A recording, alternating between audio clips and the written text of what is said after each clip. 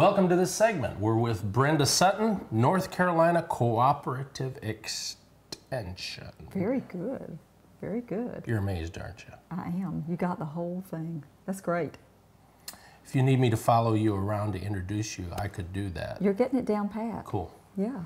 Now, you're known as the produce lady. That's right. That's exactly right. And basically, you deal with how to eat good produce. How to eat good produce, how to select good produce, and food safety is another very important thing I like to talk about, especially here at the holidays. Like not eating cucumbers whole so they don't get stuck in your throat. Is that what you're talking? No, not exactly. No. I'm talking about things, first of all, like starting with good clean hands. Mm-hmm. Hand washing. Okay. Number one is very important, especially when you're preparing food for other folks, you know. Okay. And another thing people don't always think about is actually washing their produce really well.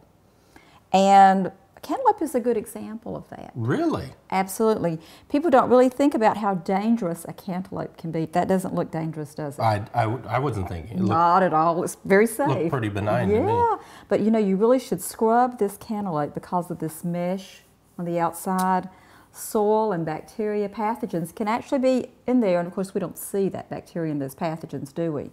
But if you don't scrub that away and you cut into that cantaloupe, you're potentially contaminating all of that sliced melon. So pesticides too. Absolutely. That are on the outside. Absolutely. So you really want to scrub this really good with a vegetable brush. Okay. And of course other things you wash appropriately. You don't scrub grapes, of course, but you do want to gently wash those in cool running water. Okay. But tomatoes and sliced melons are kind of particular with raw vegetables and fruits.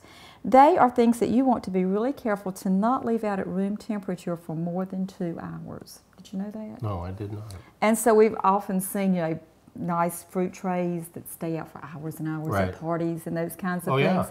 But be careful about the sliced melons and the sliced tomatoes particularly. Really? Yes. They shouldn't be at room temperature for more than 2 hours.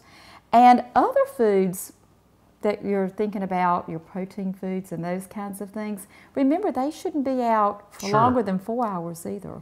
And that's a common thing, like during the holidays, is to nibble food. Exactly, and kind of keep adding to it, keep it looking nice. But you know, some of that new food has been there for a long time, so it's really a better idea to just replace the entire dish than to keep adding fresh food. And we don't always think about those kinds of things. But if you're going to refrigerate food and save it for leftovers, like your turkey or ham, for example, remember not to have it at room temperature for more than 2 hours before you refrigerate it. 4 hours out, still safe, but throw it away. Don't save it. Okay. Don't save it. And then, who knows that? I know, but kind of the 2 hour rule and the 4 hour rule. Then there's that ominous 5 second rule. I bet you've heard of that 5 second rule. I use that quite often. Not a good idea. Really? No, you need to think about any surface that's not been cleaned as a puddle of ketchup. So if you I like ketchup. Yeah, well if you happen to drop your grape on the floor, pretend it was a puddle of ketchup. Are you going to pick it up and eat it, or are you going to, just because it was 5 seconds? No. Immediately that bacteria is there. So maybe children and pets and dirty shoes and all those things. There's not a 5 second rule. Okay. Immediately, don't risk even it. Even three seconds? Not even 3 seconds. Wow. Who wants to feel sick on the holidays? Yeah, not me. Don't risk it. No. Don't risk it. So food safety is really something to think about. Now, like countertops, if you've had the turkey out or something and you're doing something... Yeah, if you've had raw meat, you really need to clean with warm soapy water.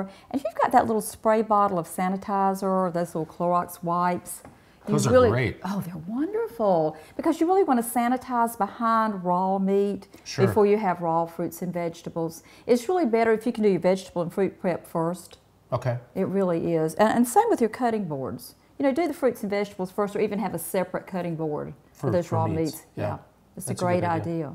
Great idea. But, you know, those clean hands, especially through cold and flu season, there's nothing that does a better job than good, warm, soapy water. Even those hand sanitizers don't quite get it unless it's the best you can do. I guess sneezing on the food not then, you a don't good want to idea. serve it then. No. So good agitation, clean hands, clean food, clean countertops. You're going to be healthy. Going to be healthy, and that's the choice we have to make. Exactly, and we're all responsible, and we don't want to make our friends sick either. That's true. That's really true. Yeah.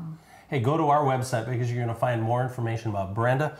You're going to find her website, which is actually theproducelady.org. theproducelady.org. That's it. It's been wonderful having you with me. Thank you so much. Absolutely. Thanks for having me. A wealth of information. I hope we can do it again. Let's do it. Okay.